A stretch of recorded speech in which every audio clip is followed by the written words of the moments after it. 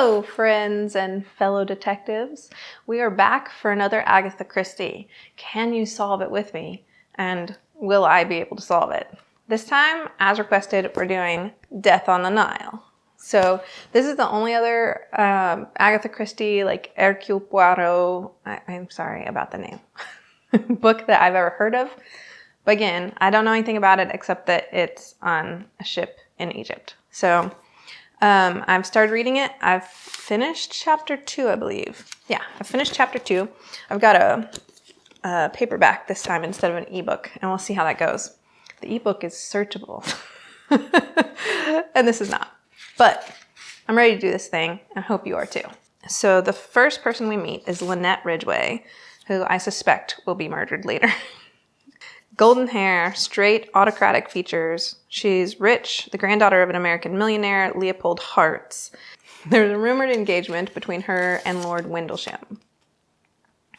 So that's what we know at first for her. And she's clearly going to be a very important character. I'm going to put her down over here. Then we hear about, but do not meet, Sir George Woad. And apparently Lynette has bought his house, his family house. Apparently he has like a horse gambling problem or some kind of horse problem. Lynette goes to dinner with the Honorable Joanna Southwood. She dined at Chez Ma Tante, which I believe is in London, with Lynette, Lord Windlesham, and one Tony Bryce. She's a tall, thin young woman of 27 with a long, clever face and freakishly plucked eyebrows. She asks to wear Lynette's pearls until dinner time. Lynette always wears them, and they're insured worth $50,000, which I thought might have something to do with like her pearls go missing or something, but it didn't seem to matter, so. The Honorable Joanna Southwood. Then there's Lord Windlesham, and he is definitely going to be involved. He's the one that's rumored to be engaged to her. We find out that Lynette is 20 years old. She'll be 21 in June. She doesn't want to marry anyone yet. That's what she says. She doesn't want to marry anyone yet, though Lord Windlesham is frightfully devoted. So she's pretty young, 20. Then we meet her best friend, Jacqueline de Bellefort. Jackie. She's Lynette's oldest friend. Her father was a French count. Her mother was an American southerner. Her father left with some woman, and her mother lost all their money in the Wall Street crash 2 years ago. She's left absolutely broke, but she won't accept money help from Lynette even when offered. She's proud as the devil. And I'm positive she's got something to do with it. I wasn't at this point in the book, but being on chapter 2, I feel like that's a person we need to keep an eye on. Then we meet Marie. That is Lynette's maid, and she wanted to marry a man who has a job in Egypt, but Lynette looked into him, and he already had a wife and 3 kids. So Marie has been crying a lot. She's brokenhearted. And I don't know if that's going to come into play, but it seems too much of a coincidence that that man would be from Egypt, and then the book is set in Egypt. So Jacqueline always did get frightfully worked up over things. Once stuck a penknife in a boy who was mistreating a dog. Small, slender, dark curly hair, enormous eyes. Joanna, the Honorable Joanna Southwood, has deep blood-colored nails. And while that seems like just like an average description or whatever, I just feel like blood-colored nails. And then she says, if any misfortunes happen to my friends, I always drop them at once. So I don't know if the blood-colored nails is just showing that she is cutthroat, or if she's going to have blood on her hands later. By the way, my color scheme this time is purple notes are people of interest, and orange notes are interesting points or like important things that we might need to know. Green notes, of which I only have one so far, are clues. So our first important note is, when told what happened with the maid, Marie, Joanna says, What a lot of enemies you must make. You're so devastatingly efficient, and you're so frightfully good at doing the right thing. Lynette laughs and says forebodingly, "Why, I haven't got an enemy in the world." But does she? I think so. So, back to Jacqueline. Jacqueline de Bellefort. She has indeed come seeking a favor, because Joanna said that poor people, the reason she gets rid of any of her friends who meet with misfortune is because they always come begging for money. And Lynette says, "Oh, she's been poor for 2 years and she's never asked me for a thing."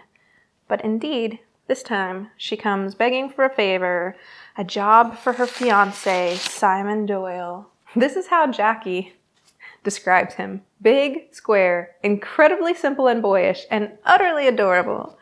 He's poor, a younger son from Devonshire, a country boy. He's been working in an office job in the city for the last 5 years, and now they're downsizing, and he doesn't have a job, which means they won't be able to get married. And so Lynette agrees to meet him and discuss a job. Simon Doyle. I felt like Murder on the Orient Express was pretty complicated, but this says, in the author's Ford, Agatha Christie has said, "The book has a lot of characters and a very elaborately worked out plot." That doesn't bode well for me. I think the central situation is intriguing and has dramatic possibilities. So, good luck to me. Good luck to us. We're in it together, right? Please? So Poirot goes there, and while he's there, he overhears a slender, delicate girl who is Jackie, and a tall, don't know what's going on there, and a tall, broad-shouldered man, Simon Doyle, talking. Jackie says, "We'll wait 3 months to make sure you don't get the sack." And then he says something about, Simon Doyle says, "And then you'll marry me for all my money?" Or something like that. Haha, right? That's what they say. So I wrote, "And then we'll get married." And they're going to have a honeymoon in Egypt. Poirot comments upon seeing Jackie and Simon that she cares too much, that little one. It's not safe. No, it's not safe. Then in French he says, "One who loves and one who lets themselves be loved."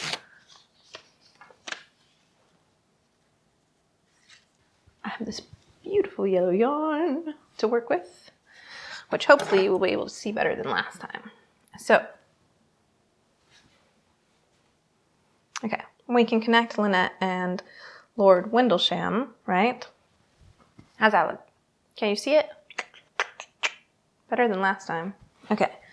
If I connected Lord Windlesham and Lynette because there's the rumor that they're going to be engaged, then I should probably connect Jacqueline to Simon because they're actually engaged. Right? That makes sense. Lynette has a lot of business things that she's doing, and I think that that's where she's getting these enemies that Joanna mentioned before. And she's raising some dreadfully unsanitary old cottages, moving the people out. They would have overlooked her new swimming pool, which they just couldn't have that happen. Joanna jokingly calls her a tyrant. So that's kind of a clue to some of her enemies. While pondering why she's uncertain about marrying Lord Windlesham, she thought of how Jackie said, "I shall die if I can't marry Simon." And then Jackie and Simon walk in right then, and for Simon to meet Lynette so that they can talk about a job. And a warm, sweet feeling of intoxication ran through her veins. She thought, "I'm frightfully happy. I like Jackie's young man. I like him enormously. That's not going to end well." So, I think she's thinking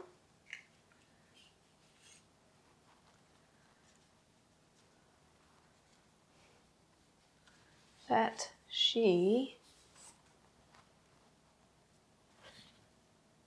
might just steal her friend's man. So the next parts page breaking or whatever and going to a new place and new people to meet. And so I imagine these are the characters that are going to be our suspects. The word I'm looking for is suspect. So Tim Allerton is a tall, thin young man with dark hair and a rather narrow chest, sad eyes, an indecisive chin, whatever that means, and long, delicate hands. He is Joanna's second cousin. Mrs. Allerton, his mom, is good-looking, white-haired, and 50. Then we find out that Windlesham, Lord Windlesham, has run off to Canada after Lynette turns him down. It seems he was hit pretty badly by it. She's definitely going to marry this land agent person, Simon Doyle, and Mrs. Allerton is horrified that Lynette, who she doesn't know, would snatch her friend's beau. Joanna talks about being hard up all the time, but she dresses and spends a lot. And Tim says she just doesn't pay her bills.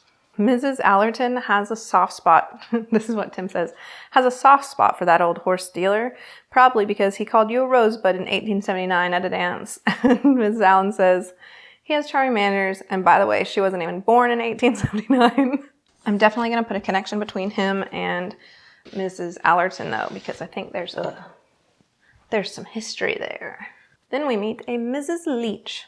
Mrs. Allerton asks Tim to go with Mrs. Leach to the police station so she can report a crime because she doesn't speak Spanish. I guess he does. So anyway, she says her blood red ruby has been stolen. She says she took it off and left it on her dresser. Tim says he saw it on her finger when she went into the sea and that it probably fell off. I have a slight suspicion that Tim stole it. I think him being a thief might play into it. I'm not sure. Maybe he's going to steal those pearls, right? That Joanna was talking about earlier on. And then maybe he accidentally kills her when he steals the pearls. Or he goes to steal the pearls and she's already dead, but he leaves her there because he doesn't want to explain that he was there trying to steal stuff. I'm just spitballing. Then we meet Cornelia Robson. She's a big, clumsy-looking girl with brown, dog-like eyes. She's poor. Her dad, Ned, is dead. That's not easy to say. She's not a social success. She's apparently a nice, handy girl, willing to run errands, and not so selfish as some young people these days. Which is said about her by old Miss Van Schuyler. Not Schuyler, Schuyler. I learned that from Hamilton. She is Cornelia's rich old cousin and employs one Mrs. Bowers. She's wrinkled and has a slightly yellow face. So Mrs. Bowers works for Miss Van Schuyler. She's a tall, capable-looking woman. When Cornelia says she hopes there won't be any trouble on the trip, Miss Bowers says, "Oh no, I shall take good care of that. I keep a very sharp lookout, always." We find out that Lynette did marry Simon. Andrew Pennington, who we'll meet in a minute, says she wasn't married when she wrote this letter. What letter? I don't know. But she's married now. Okay. So Andrew Pennington, he's partners with Sterndale Rockford. They're Americans.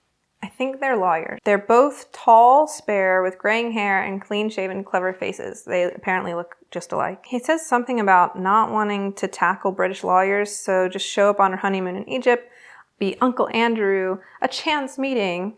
I hope I can pull it off. So yeah, there's something going on. Yes. It does not appear that Agatha Christie was lying about how many characters there were, because I'm not even sure that, by the end of this chapter, because we're not even on the boat yet, so I don't know that we've met all of them. So then there's William Carmichael. He's a senior partner of Carmichael, Grant, and Carmichael, which I believe is London lawyers. And he receives a letter from Lynette in Egypt saying, "What a coincidence. I met my American trustee, Pennington, here in Egypt. He didn't know I'd be here, and I didn't know he'd be here. And you know what? We're ending up on the same boat, too. Isn't that interesting?" So obviously he's totally suspicious of that. He doesn't think it's a coincidence at all. He sends Jim Fanthorpe to Egypt with some unknown duty. There are a lot of characters. Bear with me. We're getting there. We're going to get into the detecting soon. So Rosalie Otterbourne sees the wedding announcement for Lynette in the paper, saying that they're on honeymoon in Egypt, and immediately she sort of convinces her mom that they need to go to Egypt, where I think they're in Jerusalem at the moment. And Mrs. Otterbourne, Rosalie's mother, she expects the hotel they're at to give her a special reduction in terms because her being there is an advertisement. But we don't know who she is or who she thinks she is or what makes her think she's so special. Talking about whether to stay in Jerusalem or go to Egypt, Rosalie says, "I suppose we might as well go on to Egypt. It doesn't make any difference." And her mom says, "It's certainly not a matter of life or death." And then Agatha Christie writes, as the narrator, "But she was quite wrong, for a matter of life and death was exactly what it was." But I don't know if that has anything to do with Rosalie or if she's just saying, Agatha Christie's just saying, like, obviously somebody's going to die. So then we see Poirot in Egypt, and he's walking with someone, and it turns out it's Rosalie. Rosalie says she's uninterested in crime, like Poirot's work or whatever. She's like, whatever, I'm not interested in what you do. And he says, "I'm delighted to learn that you have no guilty secrets to hide," just like as a joke. And then she, just for a moment, the sulky mask of her face transformed into a questioning look, and she thinks he didn't see it. But you know, it's Poirot. He never acts like he sees it, right? While they're walking, Tim kind of runs up behind them as some people are getting off. Like the next set of visitors are coming to the hotel and from a boat. And Lynette and Simon are two of them. And when Rosalie first sees Lynette, she bitterly remarks that some people have everything. Poirot, upon seeing Lynette for the first time, notices dark lines under her eyes, and her hand is clutching the sunshade so tight that her knuckles were white. And he also says he recognizes Simon's voice, but he can't remember from where. So he's saying there's like an undercurrent of there's something not right with Lynette. Like not all is as it seems with her.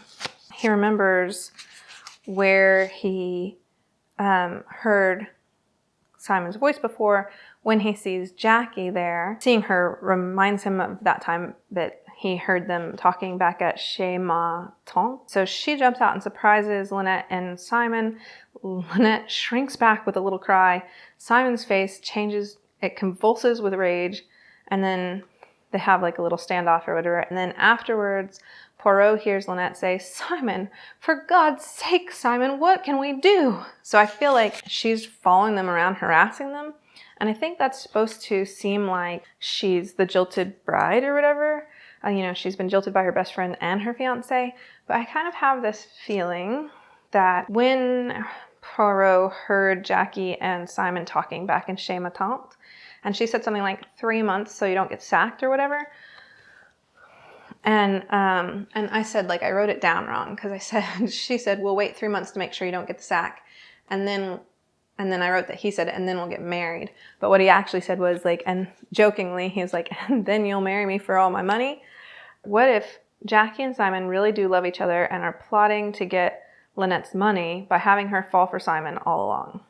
And then I said, is their plan to kill her so Simon gets her money and then can marry Jackie? And then that's what made me think back to how I may have misread the like, haha, and then you marry me for my money.